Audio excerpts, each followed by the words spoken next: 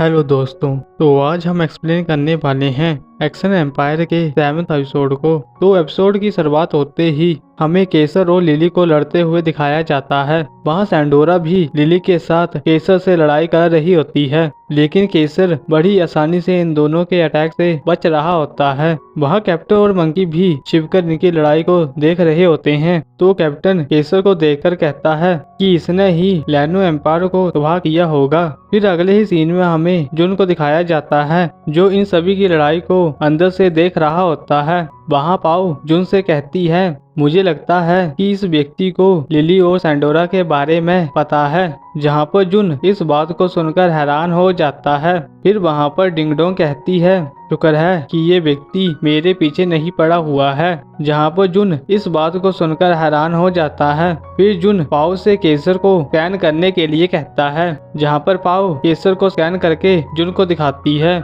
वहाँ जुन ये देखकर पाओ से केसर को जिंदा पकड़ने के लिए कहता है। फिर हमें केसर को हंसते हुए दिखाया जाता है। वहाँ जुन और डिंगडोंग केसर के चेहरे को देखकर डर जाते हैं। जहाँ पर केसर इन सभी से कहता है, एक्शन मेन फ्रम ने मुझे स्कैन कर लिया है। वहाँ सैंडोरा इस बात को सुनकर केसर से पूछती है, तुम कौन हो? जहाँ पर केसर हंसते हुए अपने मास्क को हटाकर सैंडोरा से कहता है, तुम्हारे रिवेंज आर्मी में अभी तक कितने व्यक्ति बचे हुए हैं? वहाँ जुन सैंडोरा से पूछता है कि ये व्यक्ति कौन है? जहाँ पर सैंडोरा बताती है, ये मेरा पुराना साथी था action empire number 76 sky zone से, जिसका नाम केसर था। वहाँ जुन इस बात को सुनकर पूरी तरह से हैरान हो जाता है और सैंडोरा से कहता है कि ये व्यक्ति पहले एक्शन एम्पायर के अंदर था। फिर वहाँ सैंडोरा काइजर को रुकने के लिए कहती है, जहाँ पर काइजर रुकने से मना कर देता है और सैंडोरा को बताता है,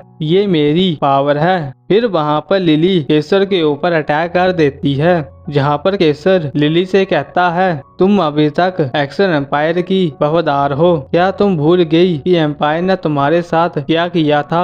वहाँ लिली इस बात को सुनकर केसर को चुप रहने के लिए कहती है और गुस्से से केसर के ऊपर अटैक कर देती है, लेकिन केसर बड़ी आसानी से लिली के अटैक से बच जाता है और फिर उन दोनों के बीच लड़ाई शुरू हो जाती है।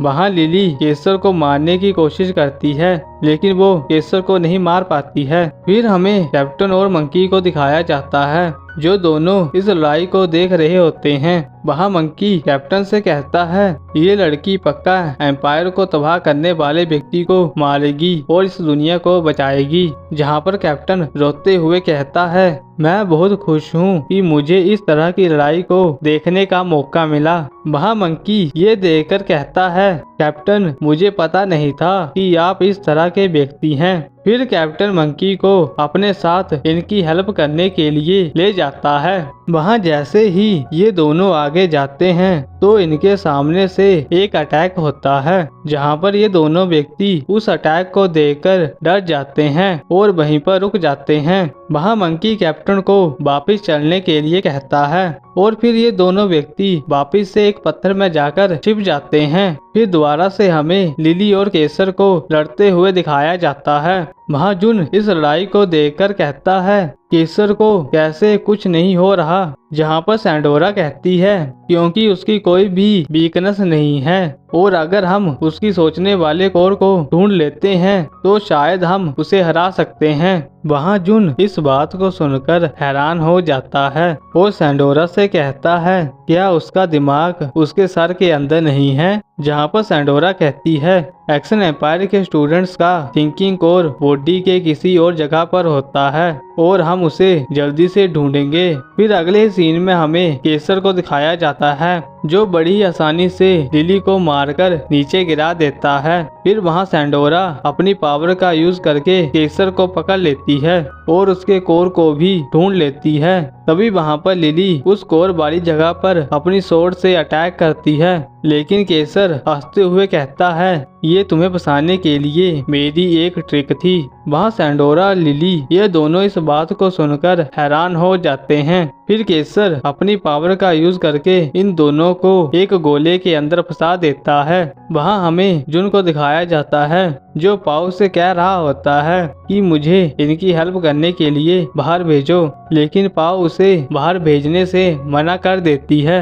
जहाँ पर जुन कहता है मैं यहाँ पर ऐसे ही नहीं बैठा रह सकता, अब मेरे पास भी पावर है और मैं उन दोनों को बचाऊंगा। वहाँ डिंग डोंग भी उनकी हेल्प करने के लिए हाँ कहती है। इस बात को सुनकर पाओ उन दोनों को बाहर भेज देती है। फिर हमें केसर को दिखाया जाता है जो अपनी पावर को बढ़ा रहा होता है। तभी वहाँ पर जुन उसे आवाज लगाता है और अपनी पावर का यूज करके उसके ऊपर अटैक करता है, लेकिन केसर को उसके अटैक से कुछ भी नहीं होता है। जहाँ पर जुन ये देखकर पूरी तरह से हैरान हो जाता है और सोचने लग जाता है कि केसर को उस अटैक से कुछ भी क्यों नहीं हुआ।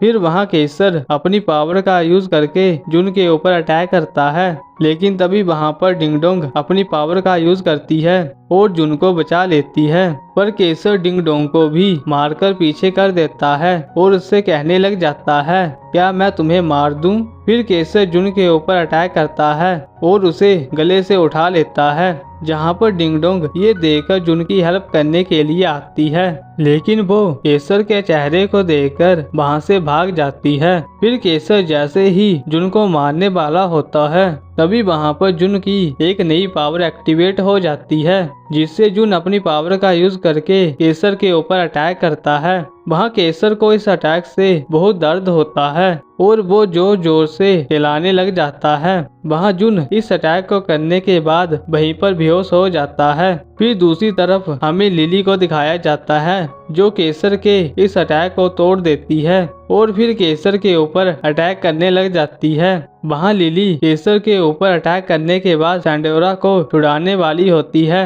लेकिन केसर का अटैक सैंडोरा के ऊपर हावी हो जाता है, जिससे सैंडोरा भी आवाज की एक रूलर बन जाती है।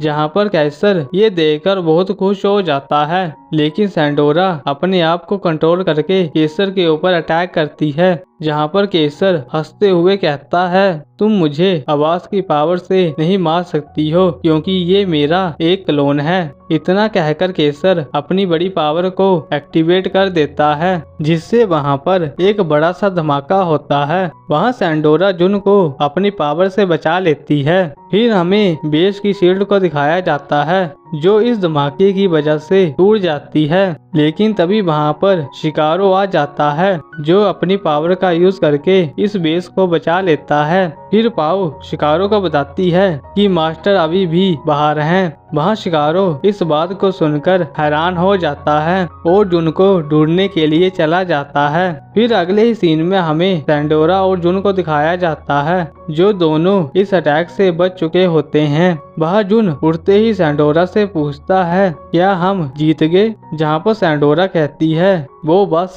एक क्लोन था। वहाँ जुन इस बात को सुनकर कहता है लेकिन हम जीते तो हैं। जहाँ पर सैंडोरा को याद आता है कि वो एक मोस्टर में बदल चुकी है।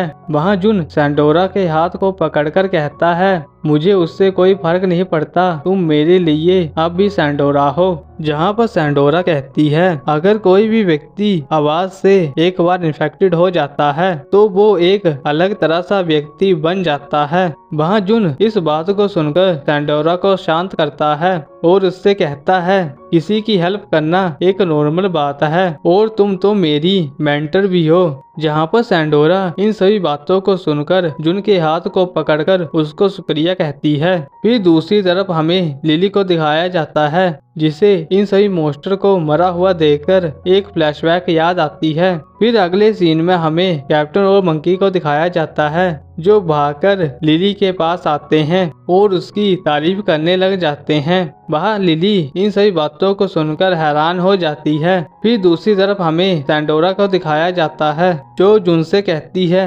तुमने वॉइड एनर्जी को कैसे यूज किया था। वहाँ जुन इस बात को सुनकर पूरी तरह से हैरान हो जाता है और सैंडोरा से कहता है क्या ये कोई स्पेशल पावर है? जहाँ पर सैंडोरा हाँ कहती है और उसे बताती है कि इस पावर को मास्टर करने के लिए हजारों साल लग जाते हैं। वहाँ जुन इस बात को सुनकर बहुत खुश हो जाता है और सैंडोरा से पूछता है क्या ये पावर सच में इतनी ताकतवर है। और इतना कहते ही जुन के सर में दर्द होता है और वो नीचे गिर जाता है, जहाँ पर सैंडोरा ये देखकर डर जाती है और जुन से पूछती है क्या तुम ठीक हो। वहाँ जुन इस पर हाँ कहता है। फिर हमें डिंगडोंग को दिखाया जाता है जो जुन से माफी मांगती है कि वो उसे नहीं बचा सकी। वहाँ जुन उसका शुक्रिया करता है कि उसने काइजर के अटैक को रोका, जहाँ पर डिंगडोंग इस बात को सुनकर बहुत खुश हो जाती है और अपनी तारीफ करने लग जाती है। फिर वहाँ पर शिकारो भी आ जाता है जो जुन से लेट आने के लिए माफी मांगता है, जहाँ पर जुन उसे खड़ा होने के लिए कहता है और उसे बताता है कि तुमने बहुत ही अच्छा काम किया। वहाँ शिकारो इस बात को सुनकर जुन को शुक्रिया कहता है और वहाँ से वापस जाकर अपने बिजनेस में काम करने के लिए परमिशन लेता है, जहाँ पर डिंगडोंग उस बात को सुनकर शिकारो से कहती है कि कैसा बिजनेस। वहाँ शिकारो अपनी जेब से बहुत सारे स्टडी मटेरियल को निकालता है, जहाँ पर जुन गुस्से से सभी स्टडी मटेरियल को तोड़ देता है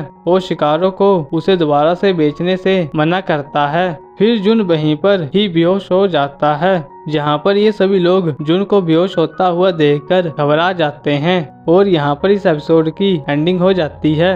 और अगर आपको ये वीडियो अच्छी लगी तो मेरे चैनल को सब्सक्राइब करना और इस वीडियो को लाइक करना। और अब मिलते हैं आपको सीधा ही नेक्स्ट वीडियो पे। तब तक के लिए गुड बाय।